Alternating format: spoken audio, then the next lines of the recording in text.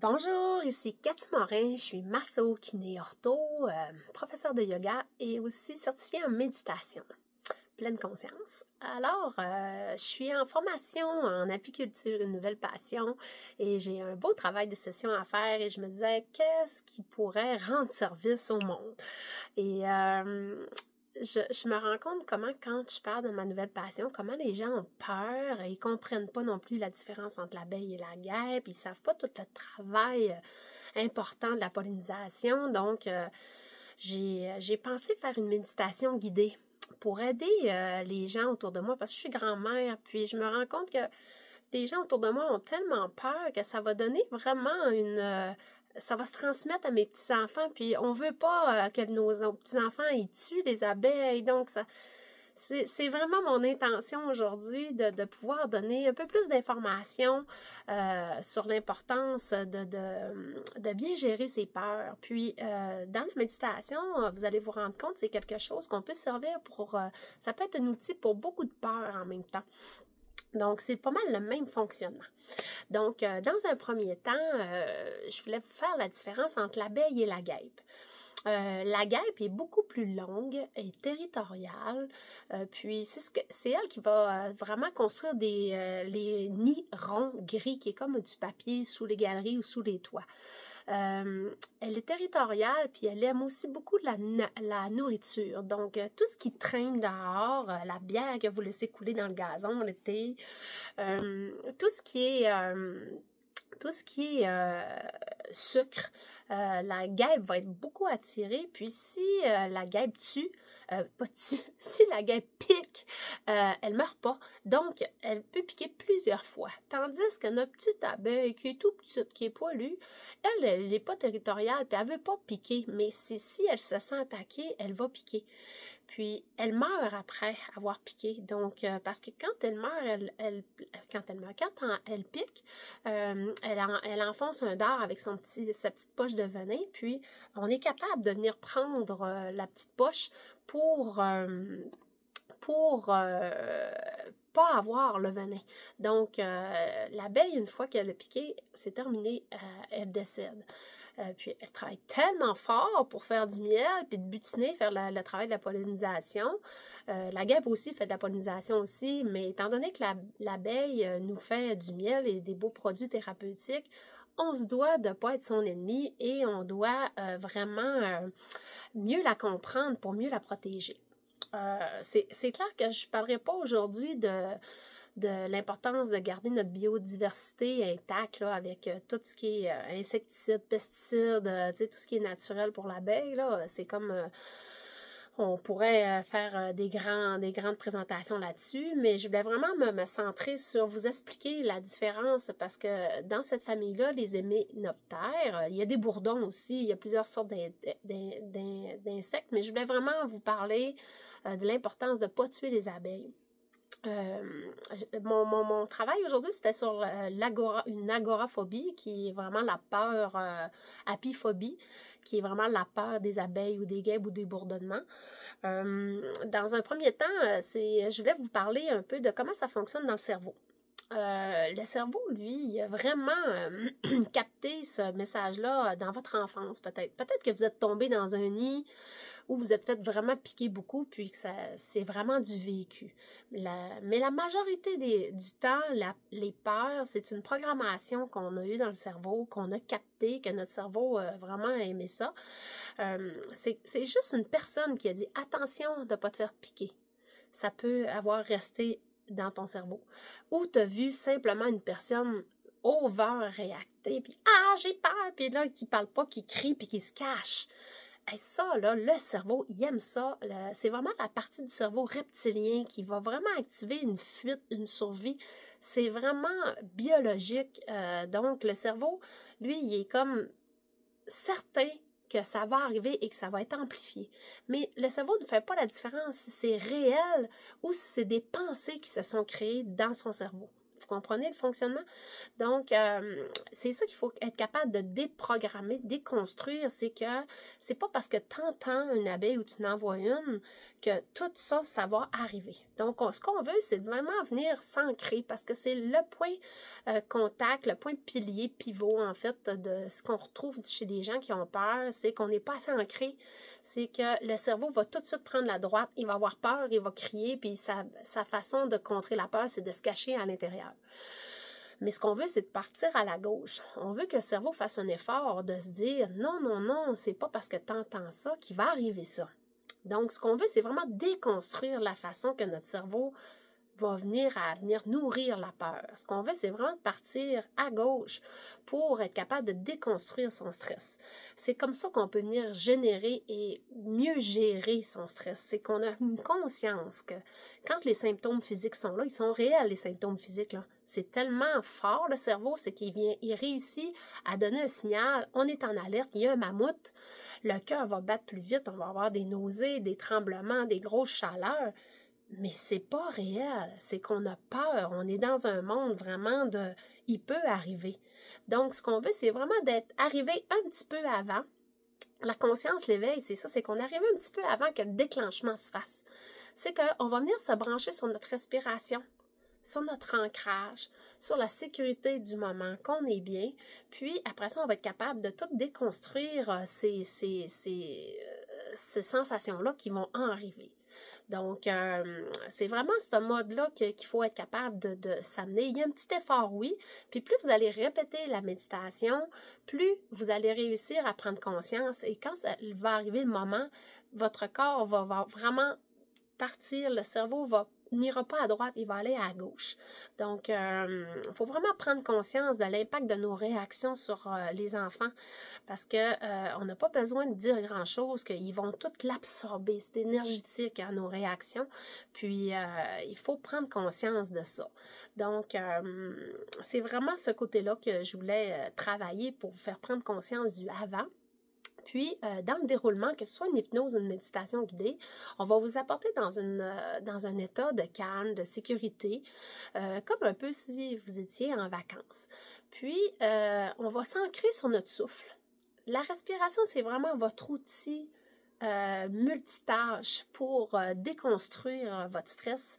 Ça va être vraiment de vous ramener dans votre corps avec la sensation de sentir l'air qui rentre dans votre nez, qui rentre dans vos organes, que votre thorax se gonfle, puis que vous allez vraiment relâcher vos mâchoires, détendre vos épaules, parce que la réaction de stress va faire qu'on va se crisper, puis là, tous les symptômes vont arriver. Donc, ce qu'on veut, c'est d'être conscient qu'en respirant, en étant en contrôle, on n'ira pas dans ces réactions-là.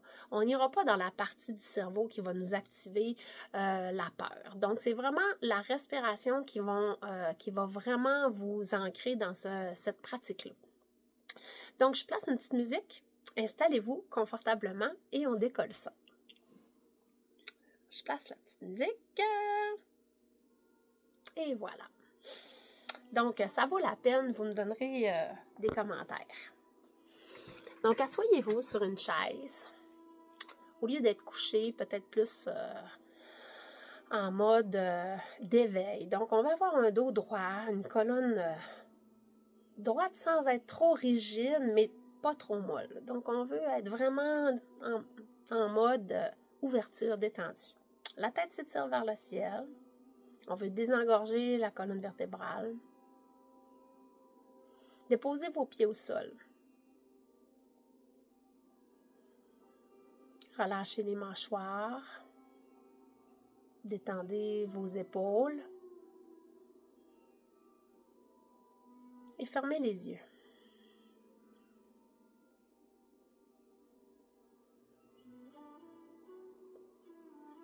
Éteignez toutes sortes de dérangements si ce n'est pas fait.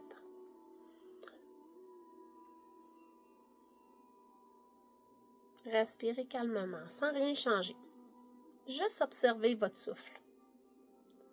L'air qui entre à travers vos narines.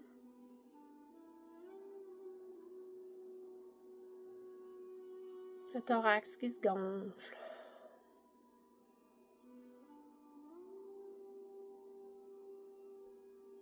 Ressentez toutes les connexions du corps, que vos épaules se soulèvent à votre respiration sans forcer. Détendez les tensions. Observez les bruits autour de vous, dans la pièce, en dehors de la pièce.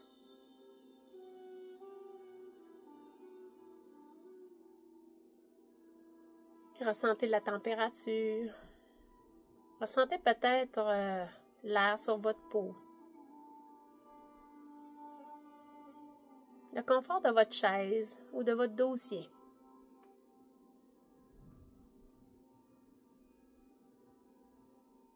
Déplacez votre attention vers l'intérieur pour vous demander comment je vais aujourd'hui, comme un check-in. Est-ce que je me sens calme? Est-ce que je me sens agitée? Est-ce que je me sens fatiguée ou pleine d'énergie? Simplement ressentir.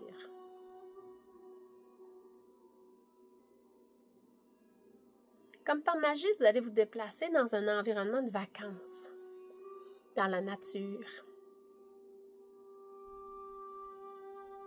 Le soleil est présent. Il fait chaud, mais pas trop. Peut-être êtes-vous à la mer ou à la montagne.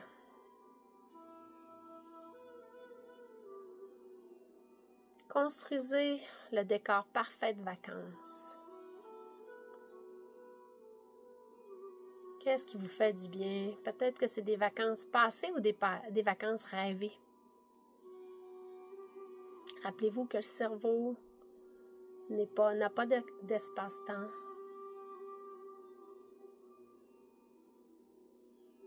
C'est un silence agréable, reposant sans bruit. Vous gérez bien votre état, vous êtes calme, conscient que ce moment est délicieux, que vous ne voulez plus partir.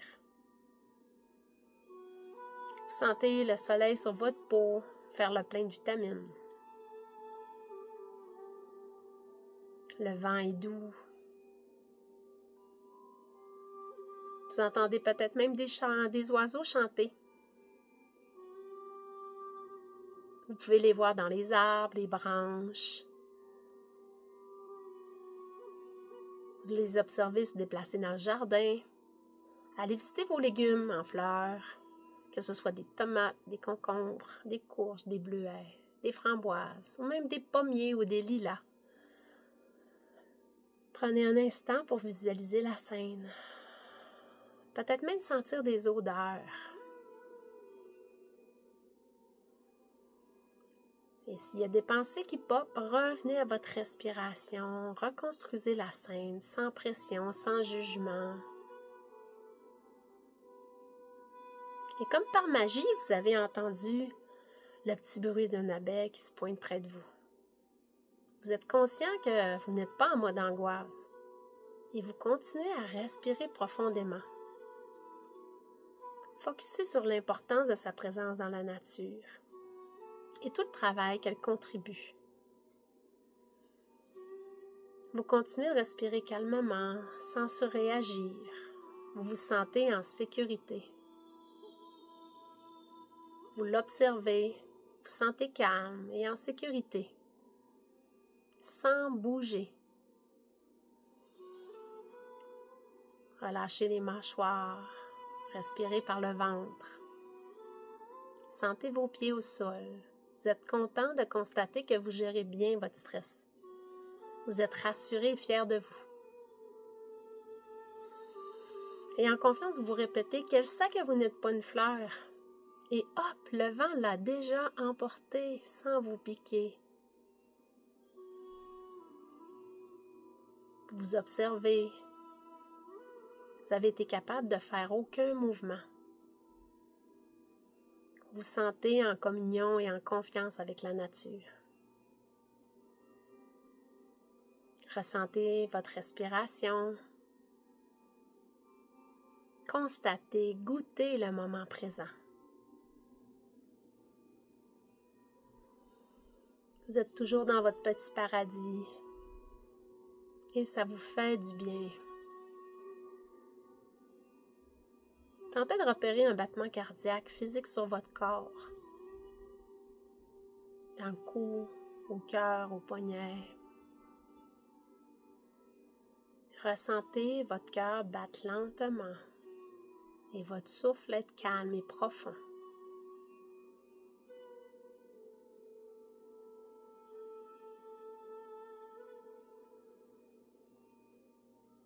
Observez votre calme intérieur, même s'il y a des bruits à l'extérieur.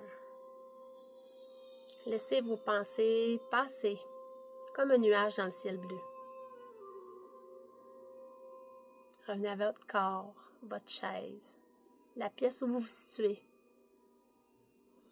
Vous vous sentez rassuré parce que vous êtes capable d'être à l'extérieur, voir et entendre une abeille sans la fuir ou la tuer. Elle a beaucoup de travail à faire pour sa courte vie. Peut-être même l'encourager en lui offrant des fleurs à butiner.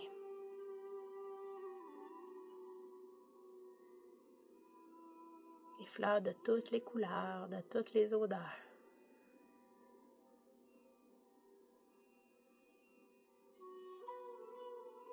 Vous pouvez ressentir vos pieds dans le sol. Bougez vos orteils. Vous pouvez bouger vos doigts. Et avant d'ouvrir vos yeux, juste ressentir le calme intérieur.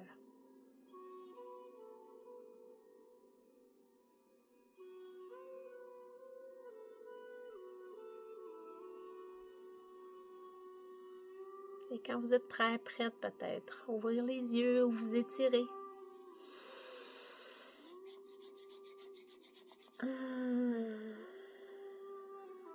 Comment vous sentez-vous?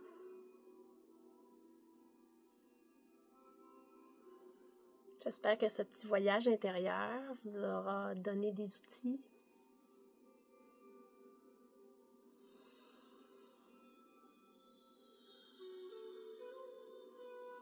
Je vous remercie beaucoup et n'oubliez pas la puissance de votre souffle.